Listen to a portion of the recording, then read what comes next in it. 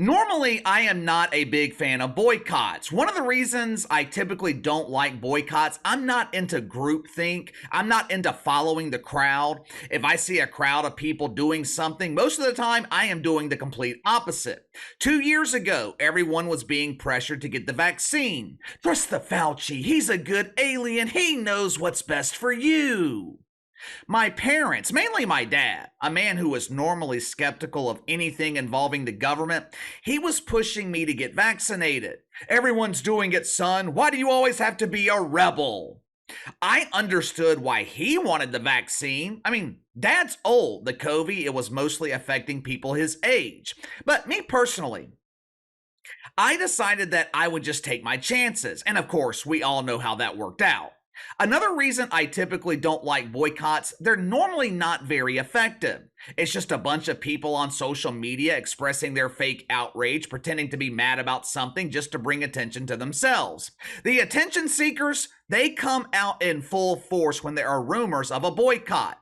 Earlier this year, there was a boycott, though, that I actually understood. There was a boycott that I actually supported.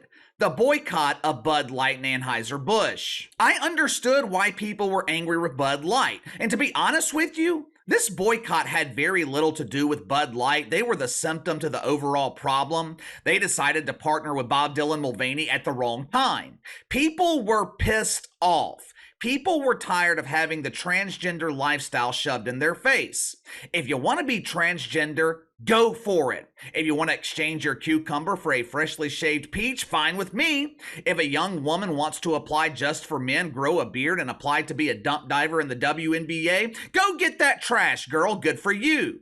Now, I'm not going to watch you, but there will be a dozen or so people in the arena every night feeling the breeze as you airball dunks.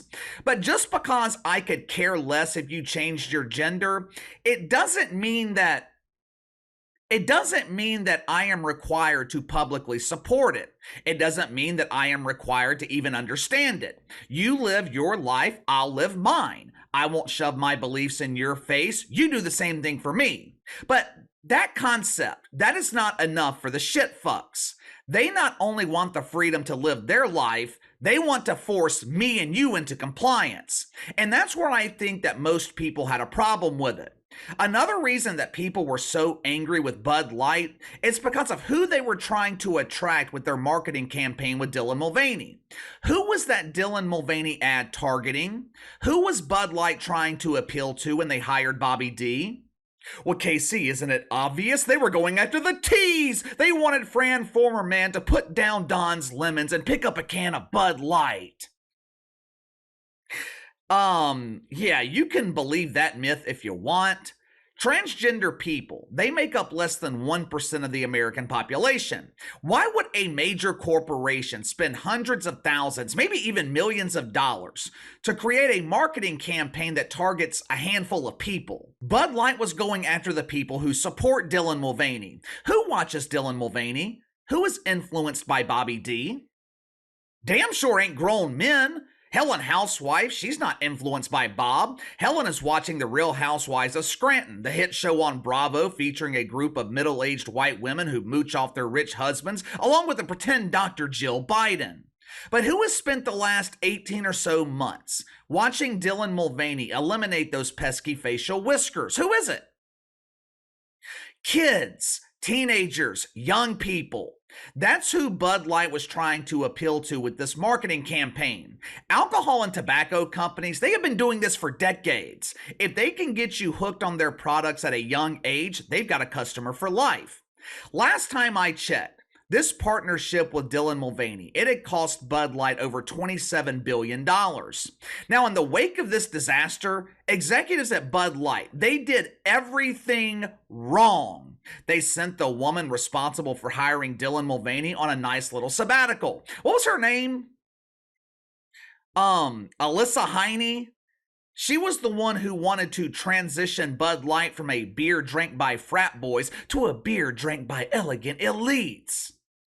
Today, the only thing that Heine can afford to drink is tap water because she's unemployed. Then they send their doofus CEO on a cross-country tour where he could shake hands with the peasants and give away cases of free beer before they expire. Only problem was, No one wanted to meet him, and no one was interested in the free beer. Executives at Bud Light did everything except the one thing that could have made this better in the long term. Bud Light, they did distance themselves from Dylan Mulvaney, much to the chagrin of Bobby D. All that did was give Dylan Mulvaney the perfect excuse to play the role of the ultimate victim. Oh, these transphobes hate me, and Bud Light won't defend me. I don't feel safe anymore in America. I miss my safe space. Oh! Yeah, the only person in this disaster who actually benefited financially, while everyone else lost their careers and the company lost billions of dollars, the only person who benefited financially was playing the victim. The one thing that Bud Light didn't do was apologize. Now, normally I'm not big on public apologies. I don't want to hear your insincere apology. I would rather you just show me through your actions. But this was one of those rare cases where a public apology, it might have helped out. Now, it wouldn't have done shit for Bud Light in the moment. People were far too angry. People were tired of having this lifestyle shoved in their face. They were tired of their son coming home from school and demanding to be called Toya. Dad, you're no longer allowed to call me Dolph or refer to me as your son. I'm now choosing to identify as Toya, and I prefer shit-fuck pronouns. Parents, they were tired of the garbage. But a simple apology from Bud Light, it might have benefited them in the long term. I mean, after a while, the anger subsides and people, they're more willing to forgive and forget, but it's kind of hard to forgive someone when they haven't asked for your forgiveness. Instead of issuing an apology, instead of just sitting back and letting the anger subside, which it definitely was, I mean, we haven't heard anything about Bud Light in months now. I don't know if the boycott was over, but it damn sure wasn't in the mainstream anymore.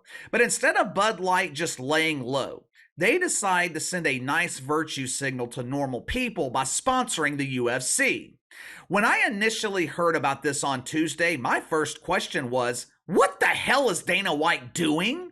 Is he really accepting hundreds of millions of dollars from the same people who donated woke welfare to Dylan Mulvaney? Why? Tuesday night, we get home from the kids' flag football game around 8, maybe 8:30. I walk inside. The TV just happened to be on Fox News. I see the face of Sean Hannity on my TV screen with more makeup applied than one of the yentas on The View. Every time I see Sean Hannity, I always wonder what he's hiding under all that makeup. You know, Sean, if you're looking for a plastic surgeon, reach out to Big Red Joy Behar. Her doctor is an absolute miracle worker. He has found a way to make the great-grandmother look like the grandmother. But Sean Hannity, he invited Dana White on the show to explain why he allowed the UFC to enter into a multi-year sponsorship deal with Bud Light. Listen to his reasons for yourself. I want to be with somebody that I'm actually aligned with. And I know people were upset with what they did, but I'm looking at all the good things that they do. You know, they employ 65,000 Americans. They have thousands of vets that work for them. They spend $700 million a year with U.S. farmers using their crops to make their products. They have this thing called Folds of Honor. I'm very big into law enforcement and military. And over the last, I don't know how many years, they've spent like $45 million taking care of, these servicemen and first responders who have died. I'll be honest with you. I actually believe this explanation given by Dana White. Now, obviously, I don't know him personally, but Dana White, he's always been a straight shooter. If he says something, he means it. I have no reason to doubt him here. And look, I know some people are claiming that this was all about the money. I know some people are claiming that Dana White and the UFC sold out. I just don't think that's the case. $100 million a year, that is nothing to the UFC. This is a multi-billion-dollar company. They're not hurting for money.